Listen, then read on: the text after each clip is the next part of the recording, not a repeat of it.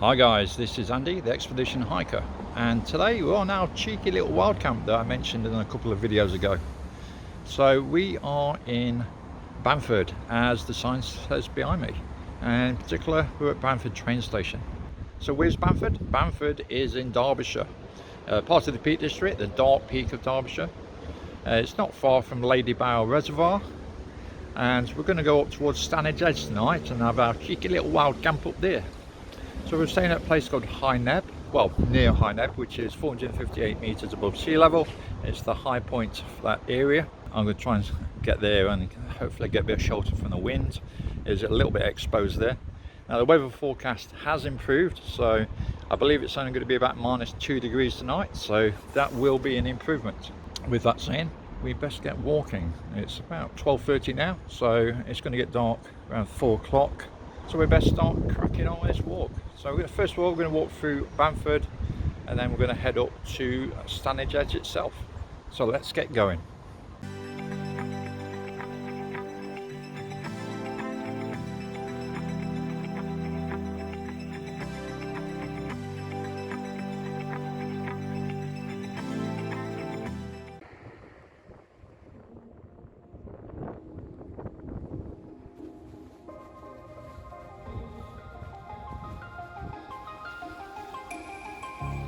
So if you like hiking, backpacking, long distance walking, and like to learn some tips and skills on the great outdoors, then please consider subscribing.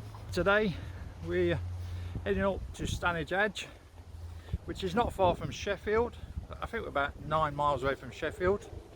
Hopefully, if it's clear enough, we should be able to see Ladybower Reservoir. And the start of the Derwent Valley Heritage Way is where we're another walk and aiming to do in the next few weeks. So hopefully you're all keeping well as we go out of the second lockdown, and hopefully the vaccine is going to save us all. Only time will tell. It'd be great to get back to normality. So I've got my winter set up, but once we get up on the top, I'll be able to show you all the equipment I've got with me. This is the first time I've filmed a wild camp, and I do film with my phone, so I'm not sure how well it's going to come out once it gets dark. I've got a couple of lights with me, so hopefully that's going to be enough light to be able to at least do some sort of filming.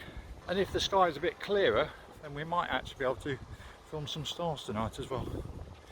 But as I say, a bit of a try out, see if the camera equipment works via my phone for a wild camp.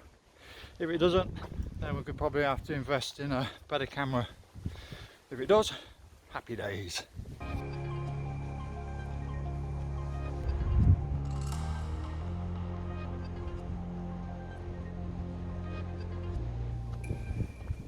As we continue along the track, heading up towards Stanage Edge, we go past Bamford Filters, which is on our left hand side.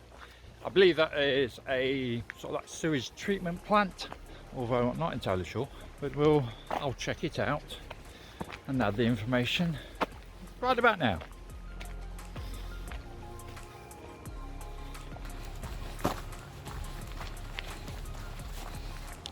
Now the thing is, this is the skill to look where you're going or look on the camera where you're going. I've tried it looking at the camera before and I end up tripping down steps, so I think we're going to do a bit of both. The camera might be a bit wobbly when I'm trying to look where I'm going. These steps drop down a little bit, as most steps do when they're going down.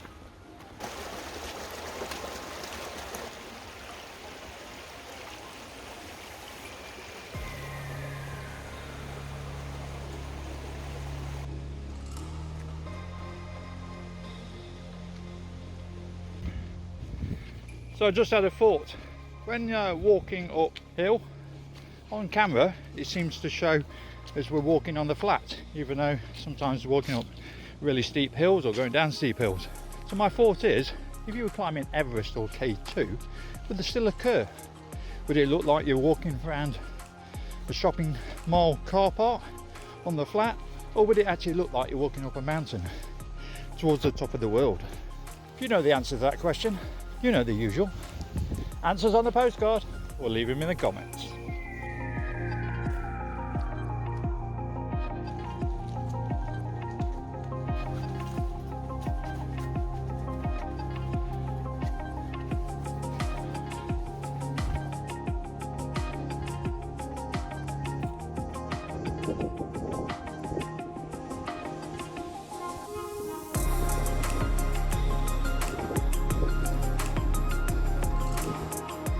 sun is breaking out of the clouds with a bit of blue sky over here. The only problem is this Stanage Edge is looking a bit dark over there, so that's home for tonight, up on there. So hopefully it's not going to be that dark and wet once we get up there. A bit of drizzle at the moment, but not too much. Still better than it was forecasted. It's quite warm at the moment, so I'll be surprised if it gets down to the minuses tonight. But who knows? Well, you'll know in about 5 minutes of watching this video. I'll know in about 7 hours. Let's hopefully not.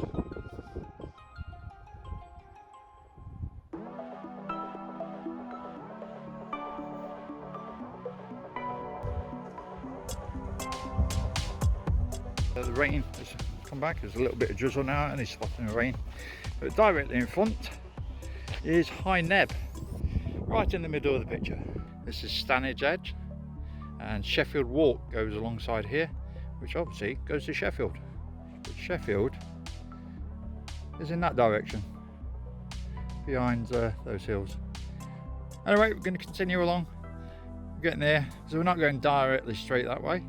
We're going to go around this tree line here, and then we're going to go up this way, and then double back along the Stanage Edge top. Now I believe there's a possibility those rocks in front in the centre of the picture, we'll get up to them closer. It might be Robin Hood's Cave is just at those rocks. I'm never too sure where Robin Hood's Cave is, looking downwards. You always know when you go up the top, because there's always people trying to get to it, because it's a little bit of a struggle to get there. And there's a possibility of falling about 30-40 feet. Probably won't be doing that today.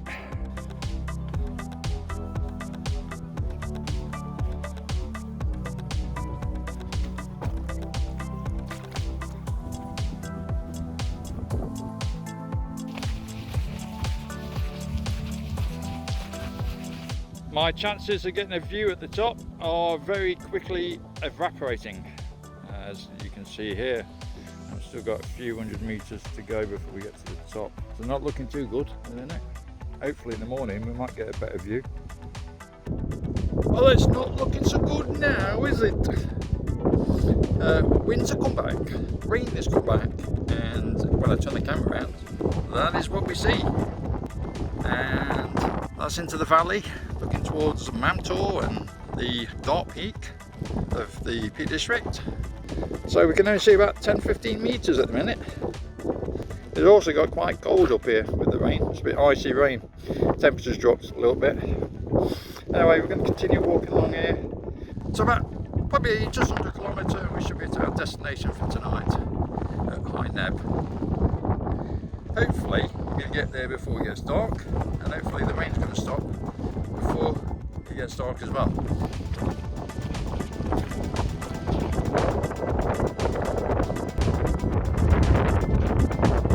And we can look down into the valley. The rain has lifted at the moment. Well, a bit drizzly still, and you can see the cloud across the landscape there. Well, I've got two choices. So my plan was to do my camp just the other side of that building, so using the wall as a shelter, so cut away from the wind. Alternatively, I can continue walking that way for about another mile to Moscar Moor. It's about 3:45 now, so it's going to get dark in the next, I would say, half an hour.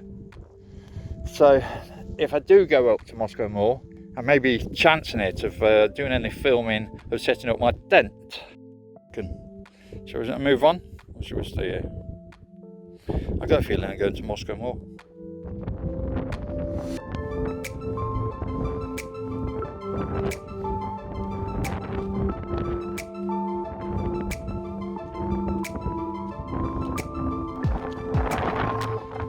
I don't know if you're going to be able to hear me, but I've decided to go to Moscar Moor.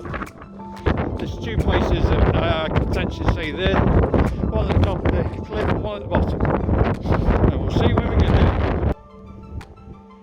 Right guys, so we are in the tent. We're all pitched up now. As I said, I wanted to know if I could film in my tent with a bit of lighting. I didn't think my phone would pick up enough light at night time. but I've got a couple of lights. It is shining on my face slightly differently, that I'm looking a lot more haggard than usual. So overall, you can see who I am, which is good, which means I can do some more filming in the future. Maybe I have to change the lighting angles slightly different next time. Anyway, I shall show you my sleeping system. So what we've got here is I've got a foam and mattress at the base. That's from Decathlon. It's a fold-up foam mattress, and then on top of that I've got my Trekology Ultralight 80 earbed, and that's the most comfortable night I've ever had on an earbed. So between the two, the foam mat gives an R value of 2.1, and it's not really sure about the website what the Trekology Ultralight 80 gives, but it says between 1.6 and 2.1, so let's go with 1.8. So between the two I've got about 3.9 in R value. Then on top of that, so on the outside of that I've got my OEX Bush Pro bivy bag. Then inside I've got my Mountain Hardware Laminar sleeping bag, a synthetic bag, which goes down to about 0 degrees. Inside that I will be putting the Sea to Summit Thermalite Reactor Extreme. That I believe will give me an extra about 15 degrees. All in all, I think I could probably sleep in the Arctic Circle with all the warmth I've got. As well, on top of that, the base layer I'll be sleeping is a 100% merino wool long sleeve top, and I've also got some thermal trousers. I'll have a pair of socks on. So with all this, I think I'm going to be quite warm. I did say it was going to be about 20-mile-an-hour winds and dropping down to -2. And I'm in the Elk Kit Orders 2 tent tonight. Very discreet tent, and as you can see it's quite small. It's a tunnel tent. All my stuff on the right hand side. Put my rucksack in a bin liner, a spare bin liner I had, which obviously keeps it clean, and it's not going to get the inside of my tent wet. So we're going to try and do some cooking now. I also forgot to say I've also got my Trekology pillow. Again, another great pillow, and the good thing about it, it's got this elasticated strap that goes around your earbud, so you don't seem to lose your pillow halfway through the night trying to find it. So we're just prepping meal for tonight. So tonight we have steak and vegetables, Wayfarer. So all I do is put that in some boiling water for about 8 minutes, and voila, you have a great meal treat.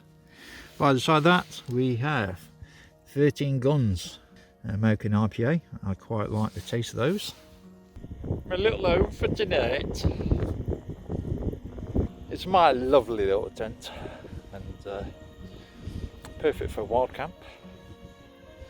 So at the moment we're just doing a bit of food, so we're just heating some water up, and we'll put my steak and veg all in the bag, and then we should be able to have a nice lovely meal. I don't think I'm the only person up here tonight. You can see over there a couple of lights over there coming this way, and then there's somebody else up there, another light yonder. I think there's a few wild campers up here tonight. So the current temperature is about 3 degrees, and it's a bit breezy, as you can see on my cup. So one of the things about going out on a wild camp is you look after your litter. I take it home with me.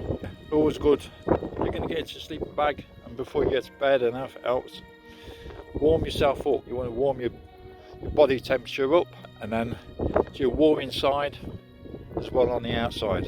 So you might as well have lots of layers on and warmth in the sleeping bag, but if you're warm on the inside. So just had a hot drink, a little bit of a walk around, maybe do some sit-ups and press-ups, warm myself up, and get in my tent for chill time. Right guys, we have had our food, now we're retired to the tent. I've tidied the tent up because it was a bit of a mess. I've got all my gear all sorted out for tomorrow, and also I've got into the sleeping bag now, and I'm actually quite toasty warm at the moment. So overall I think we're going to be quite warm tonight. So I'm going to chill out now. Hopefully I don't have any problems in the night, and if I don't have any problems, I might have a good night's sleep, and I'll see you in the morning. So night night.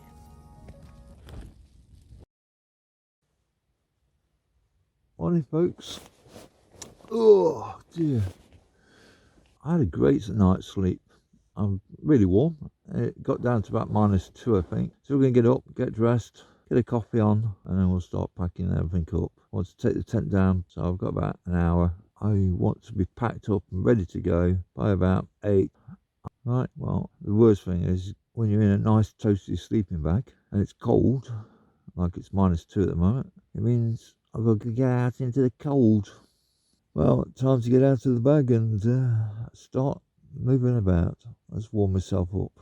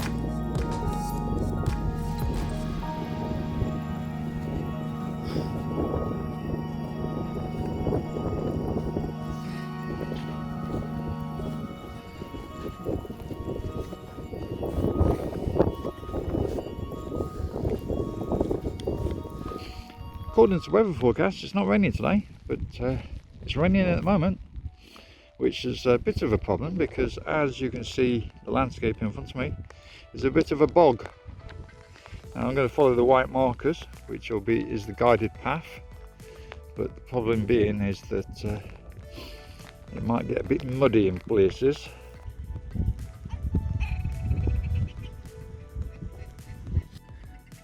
This is the old traditional grass butts, obviously made of stone. This is number 1, as it mentions just there.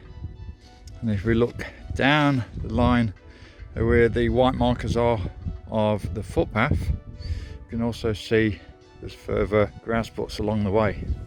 It's funny how at grouse they make it whack, whack, whack, whack. In fact, there's one over there, just on that rock in the centre of the picture. There's a grouse standing on the top of it. So these are like black grouse, like a red beak. The grouse that was on the right hand side is just, oh no, it's sticking his head up. He might fly off in a moment. Picture.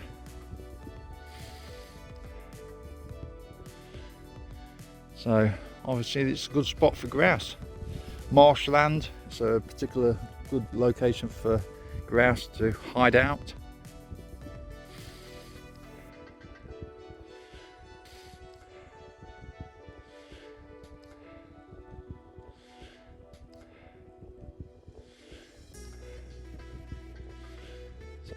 Anyway, we're going to head down following the white markers, which is the marking the path away, and then as we go down into the valley we'll get to a bit of a woodland.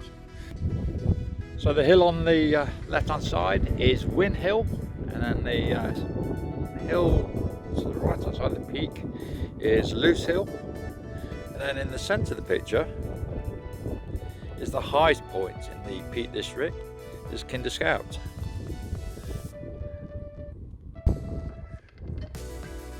And after grass butt 4, just come across this one. So I'm not sure how old grass butts are, when was the first time they were built.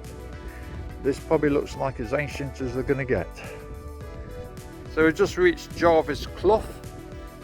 So we're going to head down this little path here, cross over, I think it's a little bridge, over the stream, and then we're going to head back up this bank here. And that follows across the moorland, and that next stop is about the pillars.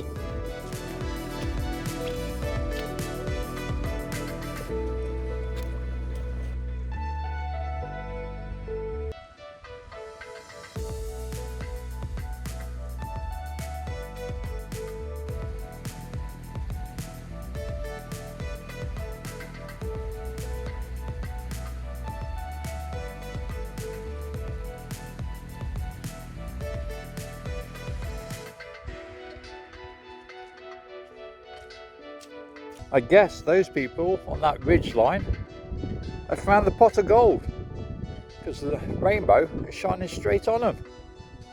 The rainbow pot of gold.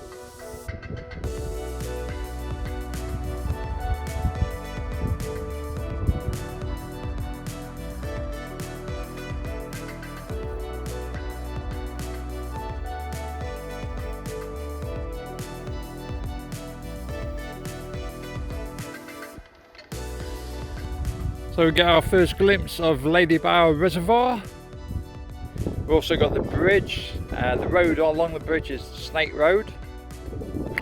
Behind that, in the centre of the picture, is Crook Hill, and then behind that is, along the edge, is Kinder Scout and Kinder Plateau. In front, in the centre of the picture, is one of the pillars, and there's a second pillar across the field, which we can see up there.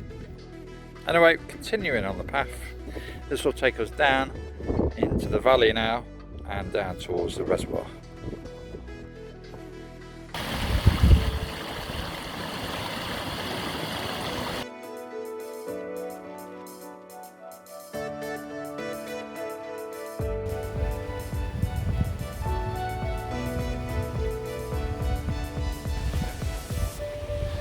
Rather slippy down here.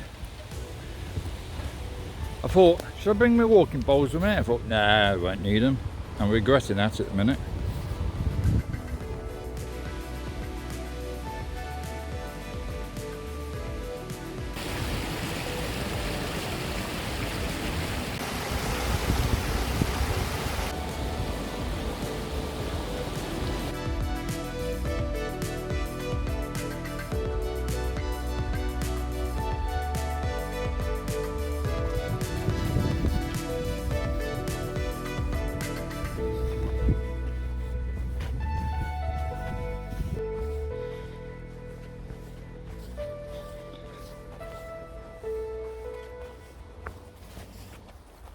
So we're going to take a ride here on the track, and we're going to walk through Heatherdene and down to the car park, and then we'll be next to the Ladybower Reservoir. The car park is the official start point for the Derwent Valley Heritage Way, which is a 55-mile trek that starts obviously here and finishes at the mouth of the River Derwent. And it's a trail I'm aiming to do in the next coming months. So as we overlook the dam to our left, there's this object. Now, I've seen one of these before. It's a machine gun post. So it would have been guarding the dam back in the Second World War. That gives you all of the descriptions of when it was all built.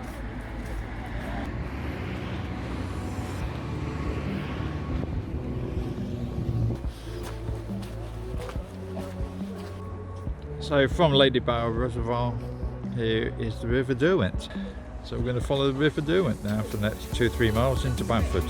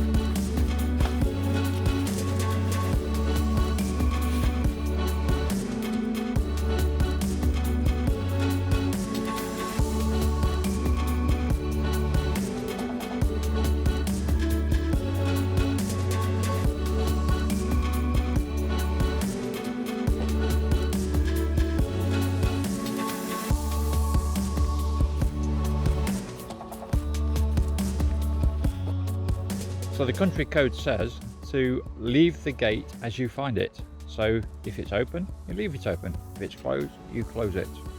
So on this occasion, I think I'll just leave it on the floor.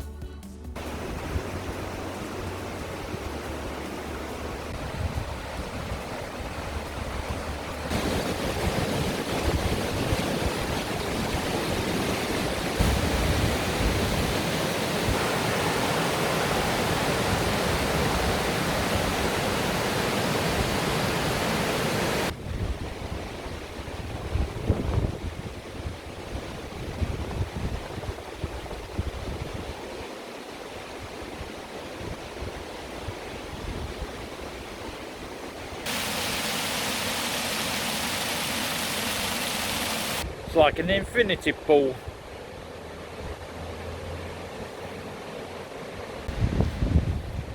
Do you want to be on YouTube? I've seen your friends at Milldale.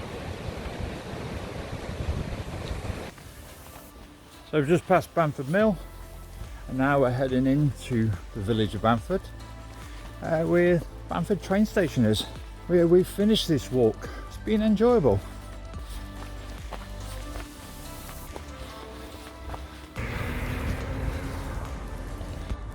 Right guys, we are back where we started, in Bamford, and in particular Bamford train station. So that was the wild camp, our cheeky little wild camp, end of November. It was quite cold, so it went down to about -2 I think, but I was toasty warm inside my sleeping bag with my winter sleeping system. So we'll be doing a few more wild camps over the winter season, a few more in the Peak District, and then maybe further afield, possibly even a Christmas wild camp as well. So hopefully you can join me with those, and like usual, stay safe, look after yourselves, and bye hikers.